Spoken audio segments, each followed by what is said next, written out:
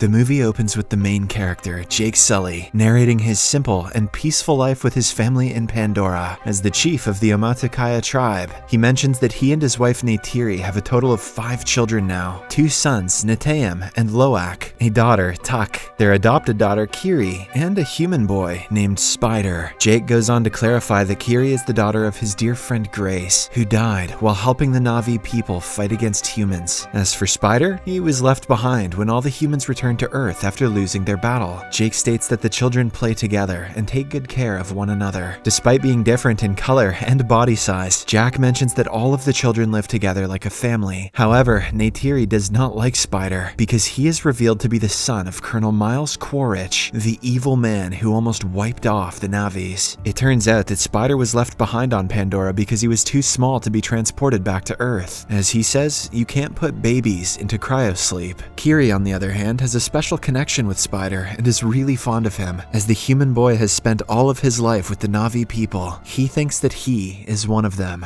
One night, when Neytiri and Jack are talking, they notice some bright spaceships in the sky. Suddenly, the spaceships approach them and start wreaking havoc. The Omaticaya habitat is torched with flame, resulting in widespread destruction and deaths of many animals. From the spaceships, a group of soldiers with robotic artillery emerge and finish off whatever else is left of the place. Neytiri and Jake, who are watching from afar, are shocked to learn that it is an RDA spaceship carrying humans who are there to colonize Pandora and build another main operating station. The scene then shifts to one of the human laboratories where scientists have successfully created a Na'vi clone of the Colonel. He has been fed with the memories and data that were collected prior to his death. Because of this, the Colonel's clone knows everything, except who killed him and how. Along with the Colonel, the scientists have also manufactured the clones of other soldiers who were present during their previous attack on Pandora. As a result, the Colonel and his men are hell-bent on destroying the Omaticaya, and, in particular,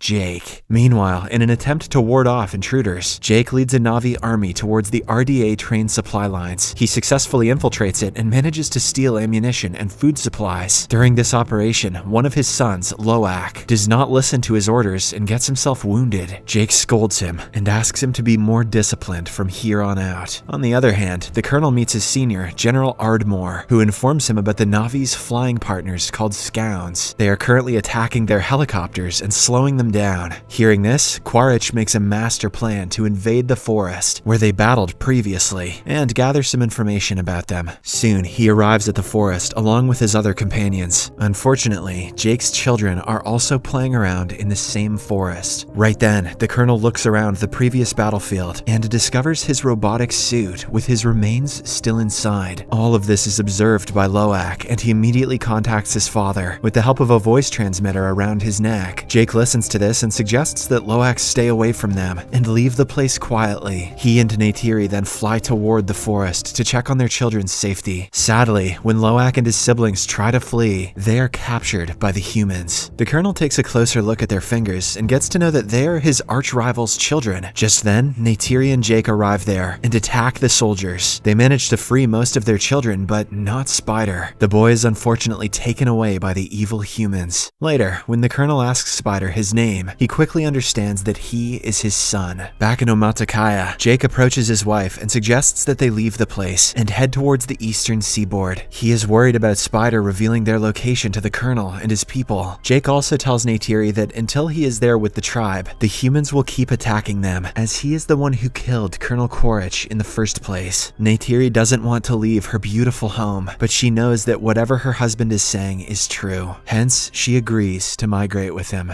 On the other hand, General Ardmore dishes out some cruelty on Spider by placing him in a rotating machine. Yes, put him in the little naked human spinning machine. That'll make him talk. He tries to extract important information from the boy, but to no avail. Spider is too loyal to his Na'vi parents, and he just won't budge. Surprisingly, the Colonel cannot see his son in this state, so he immediately stops the spinning machine. He then approaches the General and tells her that he will handle Spider in his own way. Later, he meets the boy in a separate room and reassures him that he's he's not a bad person, he also discloses that he's here to take him back to Earth. This warms up Spider's heart, and he eventually agrees to provide him with the information he wants. In the next scene, Jake and his entire family leave their native home and fly away on their scouts. After flying for a few days, they finally arrive at a place called Metkayina, where another Na'vi tribe lives. Surprisingly, the Na'vis living here are fainter in color, and they prefer to stay in the water. Seeing Jake and his gang, they start making fun of their appearance. Soon, the head of the tribe, Tonowari, arrives with his wife. He feels skeptical about Jake and his family, and mentions that they are not suited to survive in the water. However, desperate to save his family, Jake promises that they will adapt to the place in no time. He then reveals how they are being chased after by some humans. Hearing this, Tonowari finally agrees to let them stay, and provides them with shelter. He also asks his children to teach Jake's children how to swim, and use their special creatures to move around the water. Obliging to the request, Tonowari's children take their new friends to the ocean and start showing them the basics. Meanwhile, the ever-so-mischievous Loak tries to connect with a sea creature, but loses control and falls into the water. Seeing him, Tonowari's children start laughing. As all this is happening, the girl Kiri can be seen deep inside the ocean. Surprisingly, she has adapted well to the place, and can even control some sea creatures. Mysterious and convenient. The following day, while Kiri is meditating underwater, Tonowari's son, Aonang, and his friends approach her and start making fun of her, calling her a freak. Because of this, Loak arrives and punches Aonang. Aonang doesn't take this sitting down though, and starts clapping some ass with his thick tail. Later, when Jake finds out about the incident, he angrily orders his son to go and apologize to Aonang, as he is the clan leader's son. Reluctantly, Loak agrees and says sorry. Although Aonang forgives him in front of the others, deep down he is still angry. So, in order to teach Loak a lesson, he takes him to a scheduled location on the pretext of swimming. Loak is completely oblivious that there are dangerous sea predators in the area. A while later, when Loak is fishing, a large predator swims at him rapidly. Terrified, afraid, Loak looks around for help but fails to find anyone. But just then, a humongous creature named Payakan comes to the rescue. It swiftly kills the predator with the help of its wide head. Here, we get to know that Payakan is a tulkun, a peaceful and intelligent creature. There are thousands of tulkuns in the sea, which the Metkayina regard as their spiritual family. Payakan is the largest and mightiest of them all. In the meantime, Loak is rescued and brought to the surface by Payakan. The latter also helps the creature by pulling out some harpoons, which were apparently hurting it. With this, the two create a beautiful bond and befriend each other. Loak even climbs through his blowhole. It's disgusting. Later, when Loak reaches land, he is called up by Tonowari. The strict leader has found out about his son's shenanigans and wants Aonang to apologize. However, the selfless Loak accepts responsibility for his actions and lies that Aonang had nothing to do with it. This finally makes Aonang understand that the new Na'vis are not so bad after all. After some time, Loak reunites with his brother and friends and explains how Payakan saved his life. To his surprise, no one believes him. Instead, they reveal that Payakan is a killer, and that's why it was abandoned by the other tulkuns. On the other hand, Spider briefs the colonel about some Na'vi culture and takes him to the Hallelujah Mountains to select a scout for him. At first, the colonel struggles, but soon he gets the hang of it and flies around. Shortly after, he also gets information about Jake's possible location and heads towards the Metkayina Reef with his army. On arriving, he confronts some of the Zoras and inquires if they know Jake. When the Na'vis say no, the evil humans kill one of them and also burn their houses. Despite this, the Na'vis stand by their statement. Left with no options, the colonel signals his team to go for Plan B. Now he wants to kill the tulkuns in large numbers, hoping that this will finally draw out Jake. But there is another advantage to killing them. The tulkuns have a precious liquid inside their brains, which can increase the longevity of life. On Earth, a single liter of this liquid will go for millions. Space whale brain goop, the only resource more valuable than unobtainium. Soon, some hunters start chasing after the sea monsters. They strike numerous trackers into them and render them unconscious. In a heartbreaking scene, we can see a mother tulkun brutally laid to death, while her offspring lays by her in shock. The humans eventually leave, with the trackers still inside the tulkuns. When the Metkayina discover that their friends are getting killed, they become angry and decide to engage engage with the attackers. However, Jake calms them down and mentions that they need to inform the Tulkuns about the trackers first. This is the only way that they can prevent a future strike. As soon as Loak hears this, he leaves to inform his best friend Payakan about it. Aonung and a few other locals also join him. After a while, they eventually meet Payakan and prepare to pull the tracker out of him. But just then, the colonel and his hunting crew arrive in their whale ship. After seeing them, Loak connects to his father and informs him about the situation. In the nick of time, he and his friends also manage to pull the tracker out from Payakan's body. After this, they hide underwater while the colonel's crew starts looking for them. Meanwhile, Jake approaches Tonowari and informs him that their children are missing. This worries the latter, and he quickly orders his people to prepare for war. Jake and Neytiri also grab their weapons, and soon all of them collectively head towards the battlefield. On the other hand, the colonel orders his crew to launch their attack on the Tulkuns and find Jake's children. After searching for a while, they eventually find Kiri and Tuk and capture them in a net. Loak tries his best to tear the net, but gets himself pulled to the whale ship with it. Soon, the colonel arrives and cuffs them to the railing of the ship. He then takes Loak's color transmitter and asks Jake to surrender for the safety of his children. Having no options, Jake agrees to his conditions. At the same time, Payakan notices his best friend Loak handcuffed to the deck and decides to save him. In a risky move, he suddenly jumps onto the deck and starts moving his massive fins. This throws away a lot of soldiers and obliterates the ship. Taking advantage of the distraction, Jake and the Metkayina also launch their attack on the colonel and his army. They want to save their children, but they also want revenge. Meanwhile, Spider breaks the controller of the whale ship, causing it to strike the rocks and allow water to fill inside it. Next, Jake and his eldest son Neteyam quickly climb the deck and free Loak, Tuk, and Kiri. Then they order the children to return to safety, but Loak refuses. Instead, he decides to save his adopted brother Spider. Neteyam also joins him, and after a bit of searching, they find Spider. When they are about to leave the ship, the colonel notices them and opens fire. Unfortunately, Neteyam gets hit by one of the bullets and is severely injured. Loak and Spider immediately take him to the shore to their mother, but because of the excessive blood loss, he passes away. Seeing her son die right in front of her eyes, Neytiri starts crying and screaming loudly. Meanwhile, the evil colonel manages to capture Kiri and Tuk using his scown. He later connects with Jake and reveals that both his two daughters are with him. After getting this information, Jake somehow calms Neytiri down and persuades her to join him and save their daughters. The latter obliges, and filled with rage, she calls her scown, grabs her bow and arrows, and goes flying towards the ship. Soon, Jake approaches the ship and causes an explosion, killing the colonel's men. Neytiri also arrives there and starts shooting arrows at the remaining humans, killing them all instantly. Meanwhile, Jake finds his little daughter, Tuk, and frees her. But at the same time, the colonel also shows up. He is holding Kiri at knife point. He threatens Jake to put down his weapons, and the latter reluctantly does so. In the meantime, a vengeful Neytiri captures Spider and threatens to kill him. At first, the colonel mentions that he has no relationship with Spider, but when Neytiri makes a small cut in the boy's chest, he immediately leaves Kiri. With this, Neytiri and her family prepare to leave, but the colonel mentions that he will again hunt Jake down and kill him.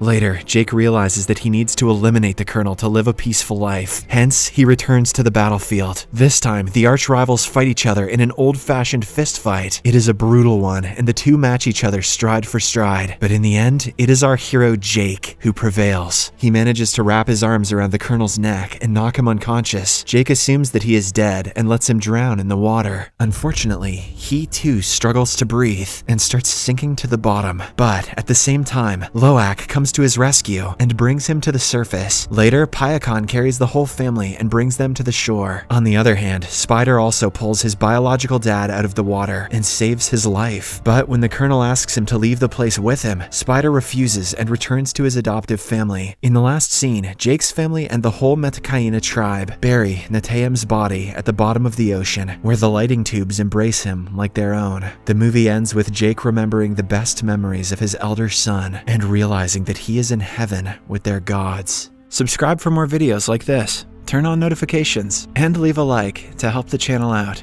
Thank you for watching.